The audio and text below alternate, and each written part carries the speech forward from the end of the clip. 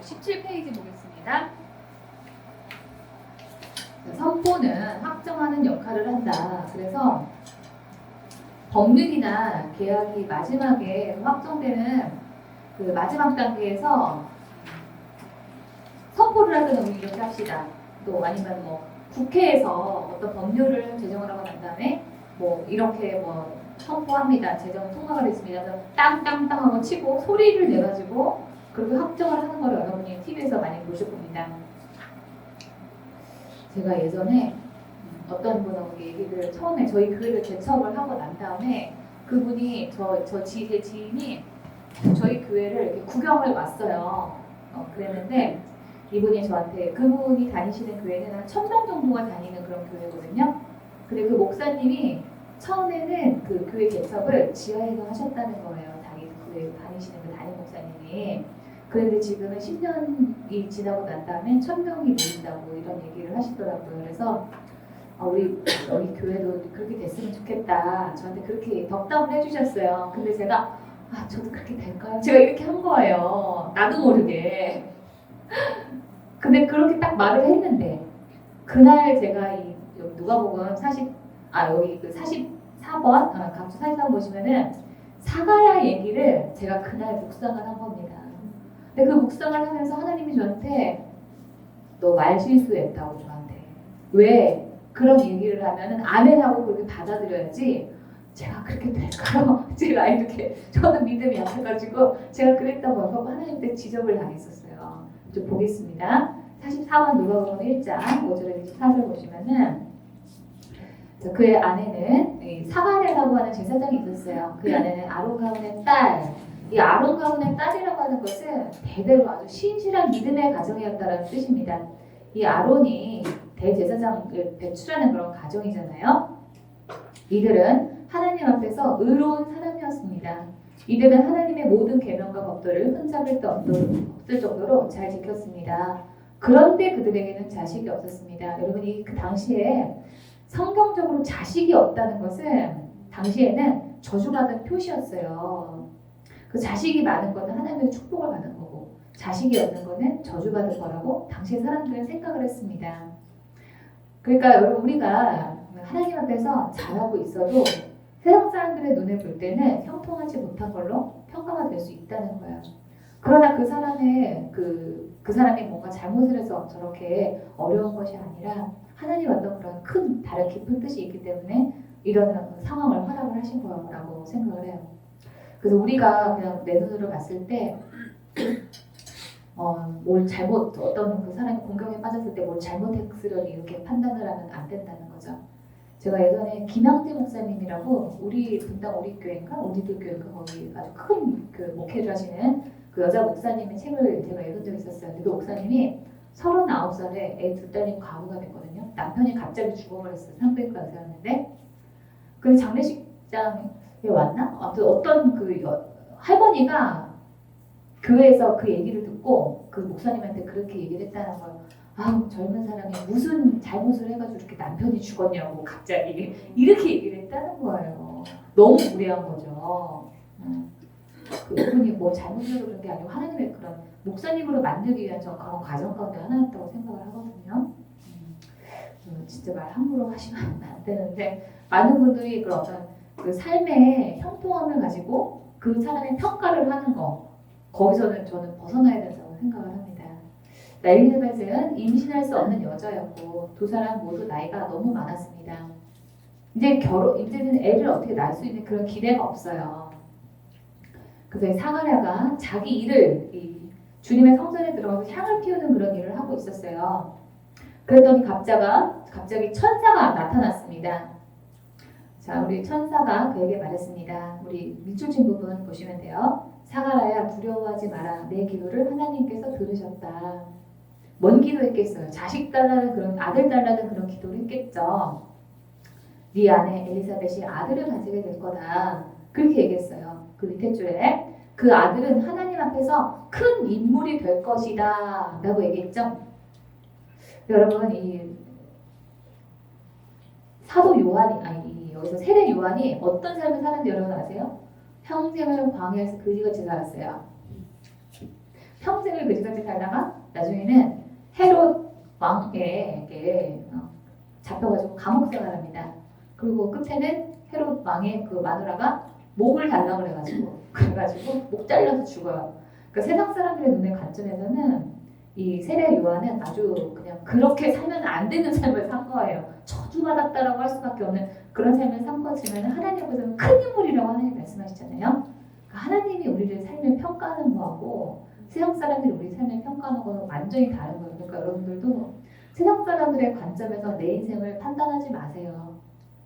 세상 사람들의 관점에서 봤을 때 내 인생에 어떤 문제가 있을 거라고 생각이 들지라도 나를 향한 하나님의 단단한 뜻이 있다라고 여러분이 그렇게 생각을 하셔야지 세상 사람들의 기준으로 나 자신을 판단을 하면 다른 사람하고 비교하면서 나는 뭐 인생을 못 살았고 어쩌고 저쩌고 여러분 그런 얘기는 절대로 여러분 안에 담아두지 마세요.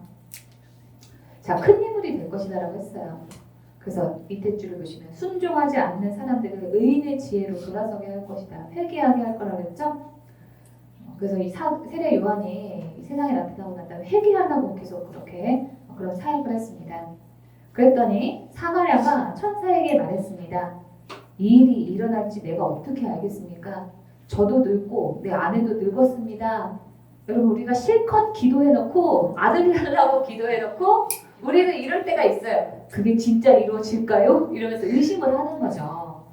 그랬더니 천사가 내가 하나님 앞에 섬기고 있는 나는 가브리엘인데 그러니까 내 말에는 권위가 있다는 거죠. 자, 밑에 줄에 보시면은 내 말을 네가 믿지 않았기 때문에 이 일이 이루어질 때까지 너는 말을 못하게 될 것이다. 왜 말을 못하게 됐을까요? 사마리아가. 여러분 부정적인 얘기를 하잖아요. 하나님이 계획을 하고 있어도 내가 부정적인 얘기를 하면은 하나님의 그 계획에 차질이 생기는 거예요. 하나님이 계획을 하셨으면 그냥 당연히 무조건 나야 되는 거 아니에요? 아무리 사마리아가 그런 헛소리를 해도 하나님이 계획하시면은 그냥 당연히 이루어져야 된다고 우리는 생각을 하는데 그렇지 않다는 거예요. 네가 믿지 않고 계속 부정적인 말을 할까봐 아예 천사를 통해서 하나님이 입을 확 막아버린 거예요. 그러니까 그만큼 우리가 이 말이라는 게 그렇게 중요하다는 거예요. 그래서 여러분께서 기도 실컷 해놓고 진짜 그게 이루어질까 이런 생각을 절대 하지 마시라는 거죠. 계속 말로라도 아멘 하면서 받아들이라는 거. 그러니까 저도 아까 그 지인분이 저한테 그렇게 10년 후에는 그렇게 큰 교회가 됐으면 좋겠다고 얘기했을 때 아멘 했어야 되는데 진짜요? 이렇게 그 일이 이루어질까 이렇게 제가 했던 거죠. 그리고 근데 그날 이거를 묵상하는데 제가 하나님 때 얼마나 혼났는지 몰라요. 그래서 여러분 우리의 말에 따라서 하나님의 계획도 차질이 생길 수 있다는 걸 여러분이 아셔야 됩니다. 다음 페이지. 저기 11번 사람이 말을 하는 대로 하나님이 응답을 하시는 그런 효과가 있습니다. 우리 그 전에 우리 각주 45번 볼게요. 사람이 마음으로 믿어 의에 이르고 입으로 시인하여 구원에 이르느니라. 네, 여러분 우리가 구원에 이를 수 있는 그 비결이 또 입으로 말을 하는 데 있다라고 말을 하고 있지 않습니까? 우리 그리고 오늘 말씀 좀 하나 제가 여기다 꼈어야 되는데 못한 게 있어요. 그 위에다가 여러분이 좀 써주시겠어요? 마가복음 11장 23절입니다. 이 말씀이 되게 중요하거든요. 마가복음 11장 23절. 자, 이 말씀이 뭐냐면은 내가 진실로 너희에게 이르노니 누구든지 이 산더러 들리어 바다에 던져지라 하며 여러분 산이 들려가지고 바다에 빠져야 되는 거잖아요. 불가능한 일입니다.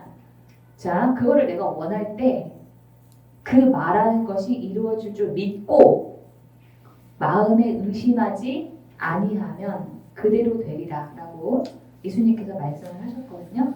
근데 여러분 여기서 말하는 것이 이루어질 줄 내가 믿어야 된다는 거예요. 내가 기도했으면 기도한 게 이루어지는 걸 믿고 부정적인 말을 하지 마라. 그 얘기 하시는 거죠. 그 다음에 46번 보겠습니다. 마음의 경영은 사람에게 있어도 말의 응답. 여러분 이게 좀 말의 응답은 하나님에게부터 나온다는 거예요. 근데 이게 여러분 좀 굉장히 좀 특이한 게 뭐냐면 마음의 경영이라고 하는 것은 사람의 생각, 계획이잖아요. 그러면 그 계획의 응답은 하나님께로부터 나오는 이렇게 얘기를 해야지 사실 맞아요. 근데 여기서는 말의 응답이라고 해놨단 말이에요. 그러니까 생각은 우리가 우리 뜻대로 할 수 있어요. 그러나 내가 그 생각을 말하기를 시작을 하게 되면은 하나님께서 움직이신다는 거예요. 말의 능력을 하나님이 주셨기 때문에 하나님께서 우리가 말을 하면은 그거에 대해서 응답을 하신다는 거죠. 정리가 되셨어요? 그러니까 원래는 이 말에 따르면 마음의 경영은 사람에게 있어도 그 계획의 응답은 하나님께로부터 나오고 이렇게 얘기를 해야지 이게 우리의 상식의 어떤 그런 맞는 건데 여기서는 말의 응답이라고 되어 있다는 거예요. 근데 여기 NIV 성경에서 보면은 이렇게 써 있습니다. To men belong the plans of the heart. 마음의 그 계획이 사람에게 속했다. 그러나 from the Lord comes the reply of the tongues. 그러니까 혀에서 나오는 그 응답은 하나님한테 있다는 거예요. 정리가 되셨습니까? 우리가 생각은 마음으로 얼마든지 할 수 있어. 근데 우리가 그걸 말로 하잖아요. 그러면 하나님께서 그 말을 들으시고 이 세상에 실현시키는 그런 일들을 하신다는 겁니다. 정리가 되셨죠? 이 통그라고 하는 건 혀거든요. 혀. 말이에요. 말. 자, 위에 올라가서 여러분 우리가 긍정적인 말을 계속 해야 된다. 6번에 우리 소리가 약한 사람들의 그 특징을 좀 보겠습니다. 가원에 이 사람들은 영적으로 둔해, 약해요. 기도도 조용히 하시는 분들은요 영적으로 둔하고 약합니다. 목사님들 중에서도 기운이 없는 목사님들이 있어요. 여자 목사님이고 남자 목사님이고 별로 이렇게 능력이 안 느껴지고 본인 삶을 사는 것도 저 어떻게 사나 싶은 그런 분들이 있어요. 목사님인데도 불구하고. 근데 그분들 제가 가만히 이렇게 기도하다가 오잖아요. 절대 소리내서 기도 안 하십니다. 큰 소리가 안 나가. 쫙 이렇게 부르짖는 그런 기도를 안 하세요. 제가 이걸 어떻게 하냐면은 저희 어머니가 이 목회자들만 모이는 그런 그 모임에서 뭔가 역할을 하고 계시거든요. 그래서 목사님들이 어떻게 기도하는지를 제가 알아요. 그 목사님들만 몇백 명이 모이는 걸 제가 기도하는 걸 제가 보니까 알거든요. 그런데 기도하는 것도 천차만별이에요. 통성 기도하면서 주여 불어 이렇게 기도하시는 분들은 성품적으로는 조금 모자랄지라도 능력이 나타나거든요. 그런데 말에도 권위가 좀 있고 그렇게 느껴지는데요. 말씀을 조용하시고 그때 기도도 조용 이렇게 하시는 분들은요. 본인이 우울해. 힘이 없어. 영빨도 떨어져. 한마디로 말하면. 영적인 권위도 없고. 목사님들도 그렇게. 다만 섬세하게 그 사람을 배려하는 거는 있어요. 성품이 좋고 그런 건 있지만은 영적인 그런 강함은 없다는 거죠. 자, 그래서 소리의 변화는 영의 변화다. 그래서 저도 여러분 저의 신앙이 달라지니까 기도하는 소리가 달라지고요. 기도하는 소리가 달라지니까 은사가 나타나는 게 달라지는 거예요. 저는 제가 이렇게 앞에 나가서 사람들 앞에서 이런 말하는 직업을 하게 될 줄 저는 꿈에도 몰랐어요.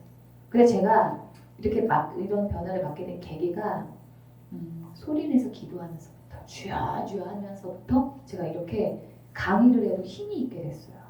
그 전에는 강의를 해도 그냥 그랬어요. 자, 4번에 말이 많은 사람이 대체적으로 밝지만 말이 없는 사람은 대체적으로 어둡습니다. 우리 성원 집사님 보세요. 말씀 너무 잘하시잖아요. 밝아 아들 분위기 메이커잖아요. 자, 4번에 악한 영들은 소리를 빼앗아간다. 그래서 우리가 아프면은 말도 하기 싫어지고 말 듣는 것도 싫고 이렇게 됩니다. 4번에 소리를 해도 기도를 해도 소리가 부족을 하면은 우울한 사람이 돼. 그러니까 영적인 힘이 없어. 그렇게 됩니다. 싸울 힘이 없는 거예요. 그 여러분 또 우리가 제가 이 기도는 처음에 소리를 내서 해야 되는 그 이유가 영적인 전투를 해야 되기 때문에라고 말씀드렸잖아요. 전투할 때, 이 TV 같은 데서 막 전투 같은 거 할 때 여러분 조용히 싸우는 거 보셨어요? 다 나갈 때 소리 지르고 나가지? 그러는 거예요. 그리고 또 여러분 이게 있어요. 이 소리가 부족한 사람들이 기도를 하잖아요. 그러면은 하나님의 음성을 들어도 분별이 잘 안 돼. 이게 하나님의 음성인지 사단의 음성인지 안 나옵니다. 그런데 내가 소리를 내는 그런 기도, 주여 주여 부르는 기도를 충분히 하고 난 다음에 하나님의 음성을 듣잖아요. 더 분명하고 또렷하게 들을 수가 있어요. 그래서 반드시 여러분이 특별히 하나님의 뜻을 알고 싶은 그런 기도를 할 때는 더 소리를 내서 기도를 하셔야 됩니다. 기도하는 초기에. 막원에 소리가 부족한 묵상은 어두운 생각을 가져온다. 그러니까 사단의 소리를 하나님의 음성인 것처럼 들을 수 있다는 거야. 박원에 소리가 결여된 깨달음에는 영적인 실체가 없거나 약한 경우가 많다. 그래서 이 우리가 발성이 충만하면, 소리가 충만하면은 분명하게 의사 표현이 됩니다. 그 군인들도 여러분 소리가 약한 군인들을 한번 생각을 해보세요. 그러면은 그 의사 전달이 잘 되겠나? 안 되죠. 군인들도 막 네 그렇습니다 뭐 이러면서 의사 전달을 분명하게 하게 되잖아요. 자, 그리고 여러분 이 하나님의 음성을 우리가 소리를 충분히 낸 다음에 기도를 하게 되면은 잘 들을 수 있을 뿐만 아니라 생각 정리가 잘 돼요. 내가 뭘 해야 되고 뭘 하지 말아야 될지에 대해서 분명하게 알 수가 있어요. 근데 내가 우리 소리를 내서 기도를 안 하잖아요. 그럼 기도를 끝나고도 듣긴 들었는데 긴가민가 이렇게 됩니다. 여러분들이 하나님의 음성을 내가 들었는데 확신이 없다는 생각이 들면은 거꾸로 돌아가서 내가 충분히 소리를 내서 기도를 했는지 그걸 한번 돌아보세요. 근데 그러지 못한 경우가 되게 많아요. 충분히 기도하지 않는 상태에서 하나님 음성을 들었기 때문에 기도를 끝내고 난 다음에도 뭔가 찜찜하고 후련하지 않고 이런 게 있습니다. 4번에 악한 영들은 소리를 무서워하기 때문에 부르짖는 기도에 대해서 의심하게 만듭니다. 저도 그랬어요. 꼭 그렇게 기도해야 되나? 그리고 그런 사람들 보면은 아이고 에너지가 넘쳐서 좋겠다. 저는 그랬거든요. 그런데 그렇지가 않더라. 그래서 여러분 불신자라든지 아니면은 아직 신앙이 그런 수준의 단계가 좀 낮잖아요. 그러면은 부르짖어서 기도하는 그 소리를 되게 듣기 싫어해요. 심지어 목사님들도. 그거를 이해를 못합니다. 듣기 싫어하고 왜 주여 주여 그렇게 해야 되냐고 그거 가지고. 제가 예전에 우리 교회를 이렇게 세우기 전에 동네에 있는 교회를 다 다녔어요. 소리를 내서 기도하고 싶은데 집에서는 그렇게 하는데 한계가 있으니까. 그래서 교회를 다녔는데 어느 교회 가니까 방음시설이 너무 잘 돼 있는데 기도하는 사람이 한 사람도 없는 거예요. 그래가지고 제가 가서 막 부르짖어 기도했거든요. 근데 얼마 기도하고 난 다음에 그 교회 목사님 전화 왔잖아요. 우리 교회 기도 스타일이랑 맞지 않는 것 같다고 저한테 우리 교회 오지 말라고. 사람이 없는데 방음시설 너무 잘 해놨는데 그 교회가 그러더라고요. 너무 안타까웠어요. 그래서 목사님들도 그걸 이해를 못하시는 분들이 있습니다. 영적인 단계가 낮으면 그래요. 7번에 부르짖는 기도의 필요성. 가번에 부르짖는 기도는 성경의 명령이에요. 부르짖어 기도하라고 써있어. 근데 안 해. 몰라서. 그리고 약속이다. 부르짖어서 기도하면 내가 응답해 줄게 라고 성경에 써있어요. 47번 주님께서는 하늘에서 사람을 굽어보시며 지혜로운 사람이 있는지 하나님을 찾는 사람이 있는지를 살펴보신다. 여러분 여기서 따옴표로 이렇게 지혜로운 사람이 있는지 찾는 사람이 있는지 여러분 이거는 이퀄이라는 뜻이에요. 이퀄. 그러니까 지혜로운 사람은 하나님을 찾는다는 거예요. 미련한 사람은 하나님 안 찾겠죠? 이거예요. 근데 여러분 우리가 사람 찾을 때 어떻게 해요? 누구야 이렇게 부르죠. 예준아 이렇게 사람 찾을 때는 이렇게 부르지 막 테레파시만 쓰면서 이렇게 하는 사람 보셨? 없어. 찾는다는 거는 소리를 내서 누군가의 이름을 부른다는 뜻이에요. 그래서 여러분 우리가 주여 주여 하고 이렇게 부르는 거 이거 자체가 하나님을 찾는 행위입니다. 예레미야서 너희가 나를 부르고 소리를 내서 이름을 부른다는 거죠. 나에게 와서 기도하면 내가 너희의 호소를 들어주겠다. 너희가 나를 찾으면 나를 만날 것이다. 너희가 온전한 마음으로 나를 찾기만 하면 내가 너희를 만나주겠다. 여러분 여기서 그냥 하나님이 기도하면 내가 너를 만나주겠다라고 얘기하시지 않았어요. 불러라, 찾아라, 온전한 마음으로 찾아라 이렇게 얘기하셨잖아요. 아주 간절히 부르짖어서 기도하라는 뜻이에요. 나를 사랑하는 자들이 나의 사랑을 입으며 나를 간절히 찾는 자가 나를 만날 것이니 여러분 간절히 찾을 때는 어떻게 합니까? 당연히 그 속에서 주야 주야 하는 소리가 안 나올 수가 없어요. 환난 날에 나를 부르라 내가 너를 건지리니 내가 너와 나를 영화롭게 하라. 환난 날에 나한테 기도하라고 하지 않았어요.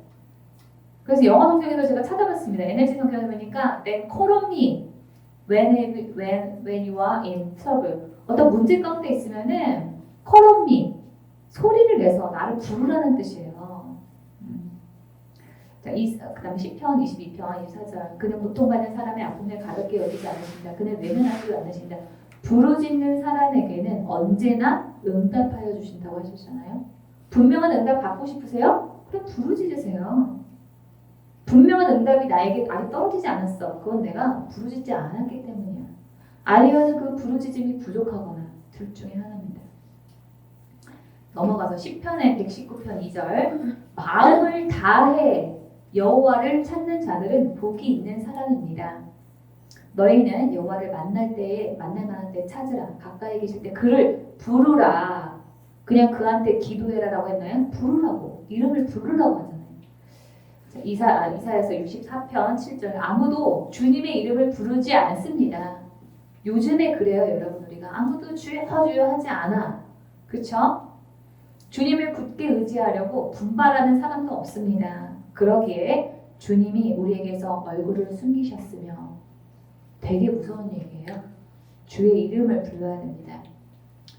그 다음에 위에 올라가서 나번에 성경은 기도와 부르짖음을 구별해서 기록을 했어요. 그런데 특별히 급할 때, 위급할 때, 그럴 때는 성경 90% 이상이 전부 다 기도했다가 아니라 부르짖었다라고 되어 있다는 사실입니다. 각주 48번에 이거는 여러분 다 아시는 거죠? 과부가 재판관을 찾아가가지고 막 억울한 거를 들어달라고 얘기를 하잖아요. 그런데 그 밑에서 두 번째 줄입니다. 하나님께서 밤낮 기도하는 이라고 써놨나요? 아니죠? 밤낮 부르짖는 하나님의 선택된 백성들의 간청을 듣지 않겠냐라고 하셨어요. 이 영어 성경에 보면은 cry out이에요. NLT 성경에 who cry out to him day and night 밤낮 울부짖는 cry out은 울부짖는 거잖아요. 그런 사람의 그 기도를 하나님이 외면하시겠냐고 하시지 않습니까? 그냥 평범하게 그냥 기도하는 그 사람의 그 기도 안 들어주고 이렇게 말하지 않았어요. 다음 페이지.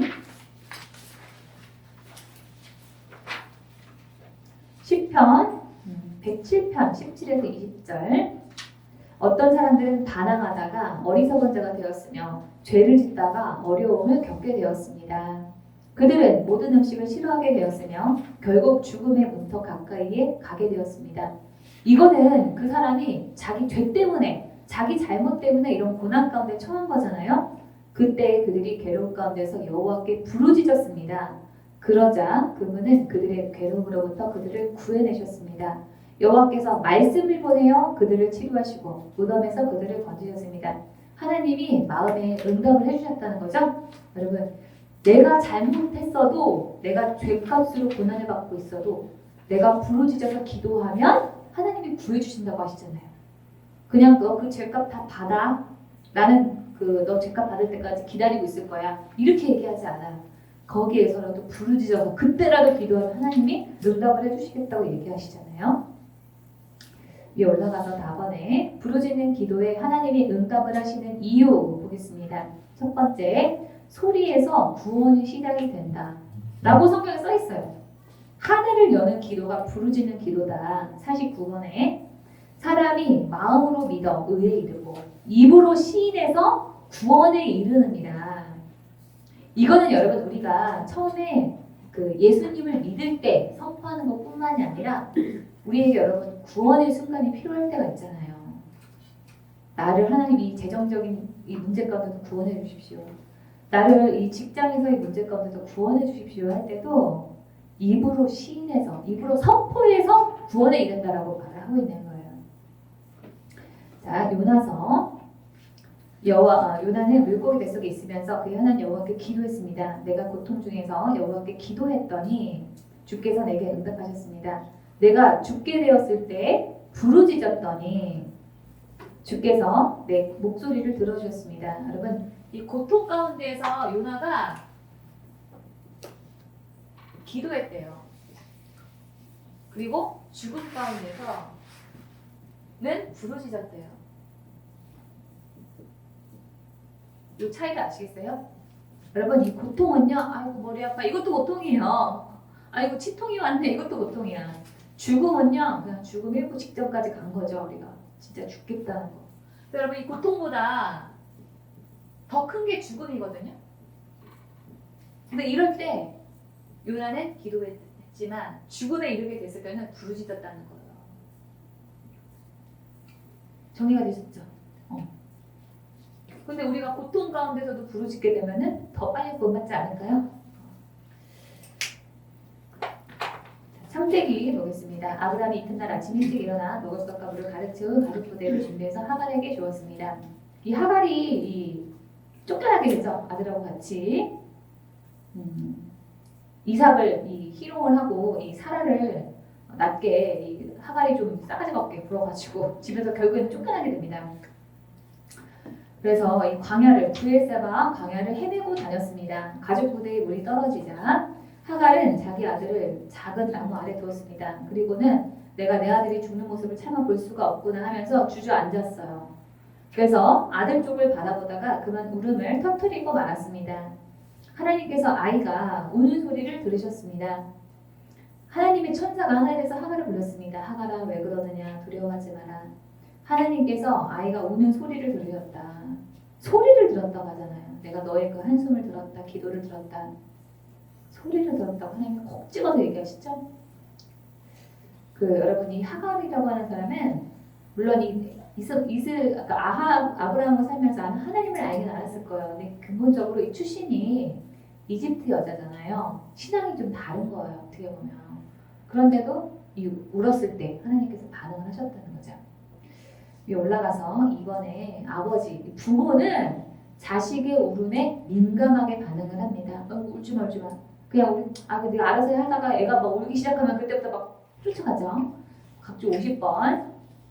여인이 어찌 그 젖먹는 자식을 잊겠으며 자기 태연에서 난 아들을 긍휼히 여기지 않겠느냐. 사람은 혹시 잊을지라도 왜 사람들 부모인데 자식 버리는 부모 있잖아요. 그러나 하나님은 우리를 잊지 않는다고 하셨어요. 너희가 아들인고로 하나님이 그의 아들의 영을 우리 마음 가운데 보내서 아버지라 부르게 하셨느니라. 하나님은 우리 아버지가 되십니다. 다음 페이지.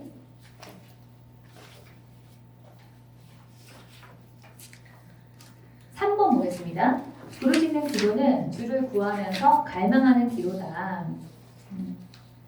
그래서 여러분, 당신은 전심으로 기도하는가라고 제가 써놨죠? 우리가 세상에 있는데요, 생명을 걸지 않으면은 작은 일도 안 이루어져요. 그냥 거저 이루어지는 일은 세상에 드뭅니다. 각주 51번에 여호와의 눈은 의인을 향하시고 저희 부르짖음에 귀 기울이시는도다. 주님은 가난한 사람의 소리를 들으시는 분, 기도를 들으시는 분 아니죠? 소리를 들으시는 분이므로 밑에 우리 시편 52편에 하나님께서 구하시는 제사는 상한 심령이라 하나님이여 상하고 통회하는 마음을 주께서 멸시하지 아니하시리라라고 했는데, 여기서 상한 심령이라고 하는 거는 에너지 성경에서 broken spirit이거든요. 이거는 완전히 산산조각난 상태를 말하는 거예요. 유리가 쨍그랑하고 깨진 그 상태, 내 마음이 그런 상태, 그거를 말하는 겁니다. 살다 보면 우리가 그런 마음이 다 찢어지고 이런 순간이 있잖아요. 아직 그런 순간을 맞이하지 않으신 분들은 좀 더 살아보세요. 살다 보면 그런 일 있어요. 그래서 또 통회하는 마음, 이거는 회개하는 마음입니다. 철저하게 회개하는 그 마음, 하나님께서 멸시하지 않으시리라. 여러분, 기도는 이렇게 낮은 자세에서 하는 거지 그냥 들어주려면 들어주고요, 안 되면 할 수 없고, 이런 자세로는 절대 기도 응답은 안 된다는 거예요. 자, 마태복음 심령이 가난한 자는 복이 있나니 천국이 그들의 것이며. 그래서 여러분 심령이 가난하다고 하는 것은 뭐가 부족한지를 아는 사람이에요. 가난이라고 하는 것은 재정적인 어려움뿐만 아니라 뭔가 부족함이 있는 상태잖아요. 그래서 심령이 가난한 자라고 하는 것은 이 세상의 것에는 만족이 없는 상태, 그걸 말하는 겁니다. 그 사람이 가난한 사람. 내가 이 세상에서는 아무것도 만족할 것이 없고 오직 하나님이 주시는 만족만 구합니다. 이런 고백을 하는 사람. 그런 고백으로 하나님께 기도를 해야 된다는 거예요. 애통하는 자, 여기서 애통한다라고 하는 것은요. 귀중한 것을 잃은 그 상실한 마음 상태. 나한테 아주 소중한 것을 잃어버린 상태. 그게 바로 애통하는 마음이에요. 여러분한테 가장 소중한 게 뭐예요? 주님 아니에요? 그런 마음으로 기도하라는 거죠. 4번에 올라가서 부르짖는 기도는 겸손을 드러내는 기도다.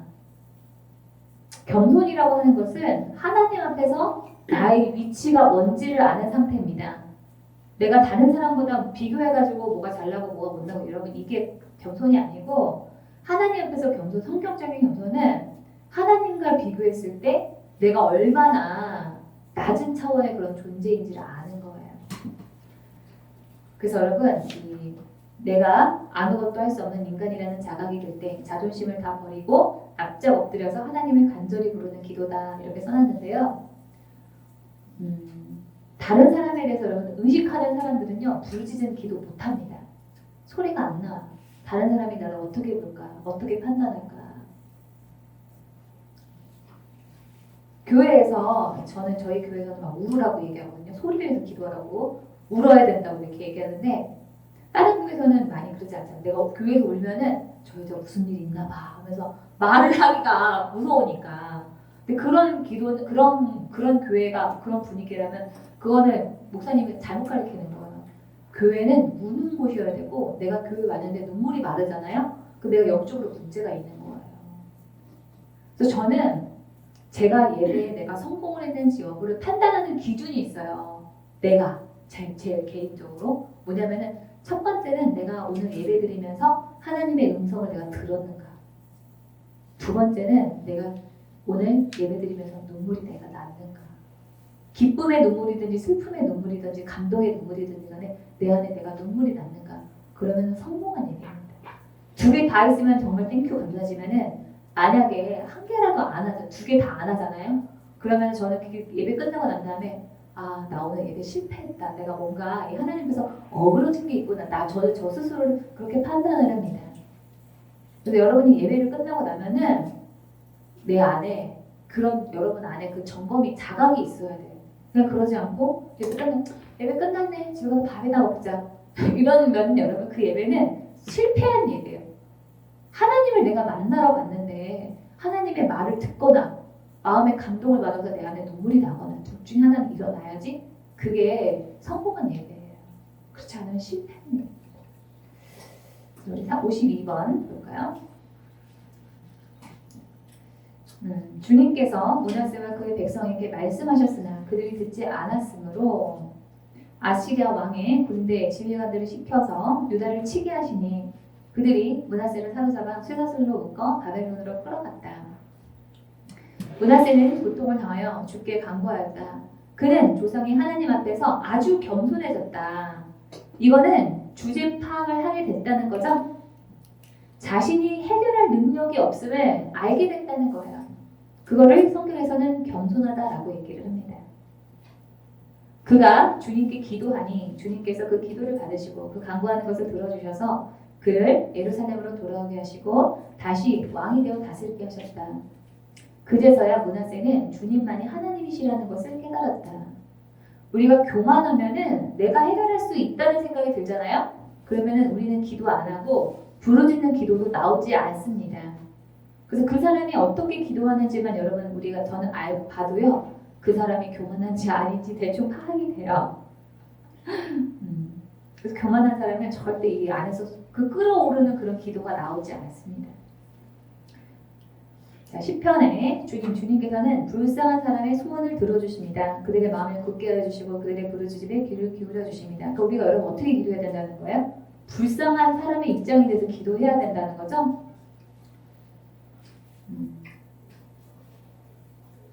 여러분 이렇게 여러분 기도할 때는 아주 간절하게 절실하게 기도를 하셔야지 설렁설렁 오늘도 기도하는 시간이니까 내가 왔다 여러분 이런 자세로 기도하시면 절대 응답이 안 돼요. 제가 예전에 저한테 어떤 그 디자이너이신데 기도부터 하러 오셨어요. 이분이 청담동에 10억이 넘는 집을 가지고 계신데 양육으로 넘어가게 돼 있는 거예요. 그리고 이 양육 문제 해결하는 것 때문에 저한테 이렇게 오셨어요. 이분이 소망교회 앞에서 그 디자이너 샵을 운영을 하시고 미인 대회 같은 데에서 그 뭐라고 해야 되지 심사도 하시고 이런 분이거든요. 되게 유명한 분이더라고요. 네이버 검색하면 나오는 분인 거예요. 아 근데 이분이 얼마나 고생을 많이 했는지 손이 막 다 자글자글 이래요. 너무 고생을 많이 하셔가지고.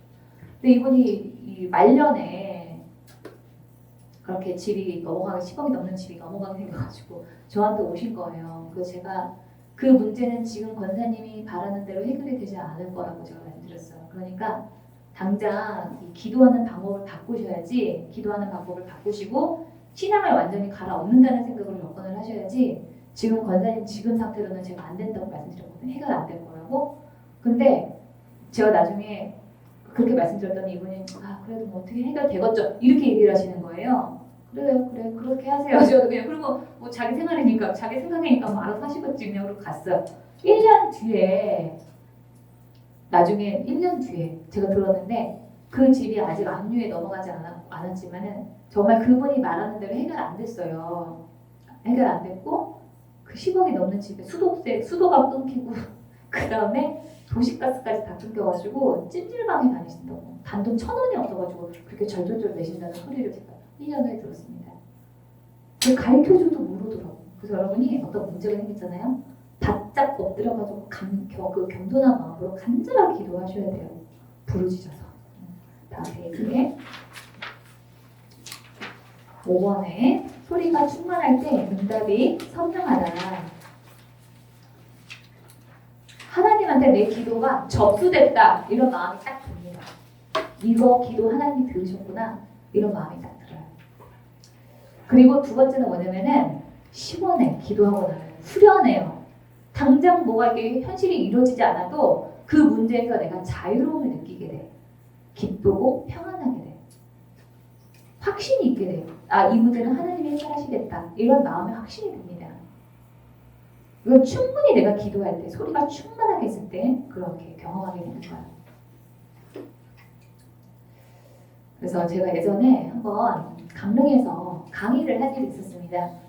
제가 강의를 목사님이 그 교회 목사님이 저한테 와가지고 이 교회에서 강의 좀 해달라고 얘기를 하신 게 아니라 그 따님하고 사모님을 만났어요. 제가 어떤 집회에서. 그래서 제가 기도를 해줬는데 이 사모님하고 이 따님이 어떻게 하면 너처럼 되냐고 저한테 그러시는 거예요. 그래서 제가 이렇게 교회에서 강의를 한다고 그래서 이거를 강의를 통해서 말씀을 드릴 수 있으면 좋겠다 이렇게 얘기를 했거든요. 했더니 자기네 교회 오라는 거예요. 그래서 제가 그러면 목사님한테 허락을 받고 연락을 주시라고 했거든요. 근데 오라는 거예요. 자기네 교회에서 강의를 해달라고. 그래서 가기로 했어요. 근데 그 목사님이 이제 제가 그 강릉역인가? 버스 터미널에 도착을 했는데 저를 이제 마중을 나오셨어요. 목사님이 타고 가는데 목사님 그러시는 거예요. 원래 자기네 교회에서 외국 사람이어서 집회를 잘 안 한다고. 그런데 기도를 해봤대요. 자기 딸이 얘기를 하길래 기도를 해봤더니 하나님이 내가 사랑하는 딸이니까 와가지고 마음껏 하게 하라고 했다는 거예요. 그래서 제가 원래는 그 하루 저녁만 강의를 하기로 했어요. 3시간 동안. 그랬는데 3일 동안 오전, 오후 3시간, 6시간을 하루에 그렇게 강의를 하게 됐거든요. 근데 목사님도 되게 영적으로 굉장히 깊은 분이에요. 하나님 음성을 잘 들으시고 하시는 분이라서 제가 마음에 되게 부담이 느껴지더라고요. 아, 이 강의 잘해야 되는데 어떡하지? 근데 제가 능력이 없고 그래가지고 제가 하나님한테 이 부르짖어서 기도했죠. 주여 주여 하면서 속으로는 주님 이 강의 주님이 해주셔야 돼요. 나 능력 없어요. 이렇게 기도했거든요. 그랬더니 주님이 내가 네 기도 들었다. 내가 너와 함께 해주겠다. 딱 그 두 마디 하시더라고요. 그러고 강의했어요. 그랬더니 어땠을까요? 그 목사님이 깜짝 놀랐다는 거예요. 어떻게 저렇게 평신도가 저렇게 강의를 잘하나. 그게 2013년도거든요. 그래서 이제 그때를 기회로 해가지고 목사님하고 그때부터는 이제 친밀하게 됐어요. 그리고 목사님이 그때 자기가 깜짝 놀랐다는 거예요. 근데 그때도 내가 놀랐는데 지금 강의는 얼마나 더 대단할까. 나중에 한번 와서 꼭 들어보고 싶다. 그렇게 말씀하시더라고요. 그런 일이 있었어요. 그래서 여러분이 아주 정말 급한 문제가 있을 때는 어느 때보다도 더 빨리 부르짖어서 기도할 만한 장소를 찾으셔야 돼요. 네. 그래서 저희 교회는 언제든지 오셔서 부르짖어서 기도하실 수 있으니까 네. 그렇게 저희 교회 비밀번호 알려달라고 하는 분들은 제가 알려드릴 거니까요. 오셔서 기도를 하세요. 자, 우리 22페이지 두 번째 줄, 위에서 두 번째 줄입니다. 충분히 기도하고 힘이 빠지면 주님이 임하시는 시간이며 응답의 시간이다. 여러분 우리가 부르짖어서 충분히 기도하잖아요. 충분히 기도하다 보면 아 이제 내가는 하나님 더 들어야 되겠다. 마음이 잔잔해지는 그런 때가 옵니다. 그건 내가 영적으로 자꾸 느끼려고 하셔야 돼요. 반대로 부르짖음이 부족한데 응답만 기다리는 것은 씨도 뿌리지 않고 추수하기만을 바라는 거하고 똑같아요. 여러분 기도에는 하나님이 요구하시는 양이 있어요. 그래서 저는 하나님한테 이제 기도 제가 어떤 문제에 대해서 기도를 하잖아요. 그러면 하나님이 저한테 항아리로 많이 보여주십니다. 그래서 그 항아리에 기도 지금 이만큼 찼다, 이만큼 찼다 이렇게 알려주십니다. 그래서 제가 기도를 충분히 이제 하잖아요. 그럼 하나님이 이제 응답을 줄 거다라고 말씀하세요. 그 어떤 환상을 하나님이 딱 보여주십니다. 그럼 정말 그대로 일어나요. 제가 예전에 저희 교회 여기를 겉에가 이 건물을 짓고 난 다음에 한 번도 페인트 칠을 안 한 거예요. 이 건물주가 되게 여기 오래되는데 몇십 년 됐나 뭐 되게 오래됐어요 여기가. 근데 한 번도 페인트를 안 하신 거예요. 그래서 새로 밑에 재계약을 하고 이렇게 하면서 제가 페인트 칠을 좀 해달라고 말씀드렸어요. 근데 건물주가 안 해주겠다는 거예요. 어떻게 하겠어요? 기도해야지. 하고 기도를 했거든요. 하나님 페인트 칠을 좀 하게 해달라고 기도를 했어요. 그랬더니 하나님이 제가 기도를 할 때마다 하나님 이만큼 쳤다 이만큼 쳤다 이만큼 쳤다 하더니 다 아홉까지 딱 차고 난 다음에는 어떤 거 보여주시냐면은 뭐가 이렇게 깃발 같은 게 이렇게 딱 있다가 갑자기 깃발이 똑 끊어지는 걸 하나님 보여주시는 거예요. 된다고. 그때 진짜 그 건물주한테 연락이 와서 해주겠다고. 근데 그 건물주분이 어떤 분이시냐면은 여기 앞에 돌아가면은 페인트 가게가 있거든요. 근데 그 페인트 가게 사장님이 그 건물주 징글징글하다고 말하실 정도로 되게 이 건물에는 투자를 안 하시는 분이에요. 근데 그렇게 기도해서 일어난 일이 있었습니다. 그래서 여러분들이 어떤 문제를 놓고 기도하실 때는 하나님한테 자꾸 보려고 하세요. 내 기도가 얼마나 찼나.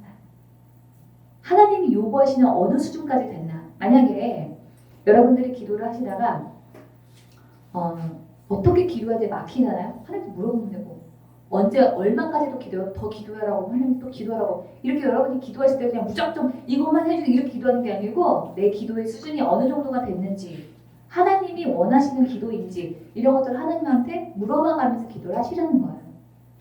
그리고 제가 아까 기도에는 요구하신 양이 있다 그랬잖아요. 제가 아는 어떤 자매가 저한테 사업 아이템을 묻는 그런 기도 부탁을 했습니다. 근데 여러분 사업 아이템을 어떻게 말을 해주고 제가 그 자매가 뭐 좋아하는지도 모르고 뭐 자본이 얼마 아무것도 모르잖아요. 그냥 무조건 그냥 그걸 내가 언니 나 사업하고 싶은데 무슨 사업을 해야 될지 하나님한테 물어봐 달라는 거예요. 근데 이 자매가 어떤 데 관심이 있었냐면은 한국 제품을 중국 그런 우리나라 왜 주마켓이나 옥션 이런 데다가 올려서 파는 그런 일을 하고 싶었어요. 근데 한국 물건도 되게 많잖아요. 떡부터 뭐 여러 가지 자질구레 한국 물건이 얼마나 많아요? 근데 그 중에서 뭘 팔아야 될지 제가 어떻게 합니까? 본인도 모르는데 나도 모르지. 근데 그 기도 부탁을 하는 거예요. 그래서 제가 그래 그래도 한번 물어보자. 그래서 제가 하나님한테 물어봤어요. 그랬더니 하나님이 안개가 자욱한 걸 보여주시는 거예요. 눈앞에 안개가 자욱해. 그래서 하나님 왜 그래요? 라고 물어봤어요. 그랬더니 아직 이 자매의 기도의 양이 차지 않았다는 거예요. 그래서 이 자매가 더 기도를 하고 오면은 하나님이 안개가 거치고 뭘 해야 될지를 알려주겠다고 하시는 거예요. 그래서 그 자매한테 얘기했습니다. 너 기도 좀 더 하고 와라.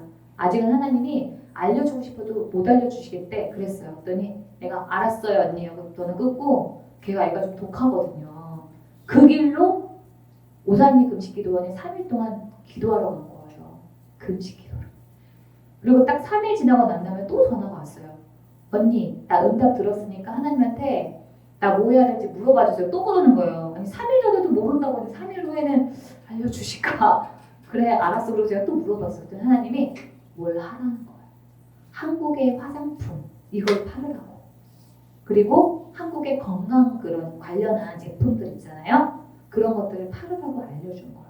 그래서 제가 이 자매한테 얘기를 했더니 자기도 그렇게 똑같이 응답을 받았던 거예요. 그래서 지금 참 잘해요. 그 여러분께서 기도를 하시면은 내가 기도를 하나님이 원하시는 방향으로 가고 있는지, 내 기도를 내가 얼마나 그 양이 채워졌는지 그걸 자꾸 보려고 의식하면서 하려고 해보세요. 처음이 어렵지 여러분들이 알고 하려고 하시잖아요. 점점점 발전하는 게 영적인 감각이고 능력이에요. 그래서 여러분들이 여기 강의 오시는 거는 제가 먼저 경험해보고 여러분들한테 알려주는 거죠. 저는 이렇게 걸어서 한 걸음 가서 여러분 뛰어갈 수 있겠죠? 한번 해보세요. 저희 또 10분만 좀 쉬었다가 또 강의하겠습니다.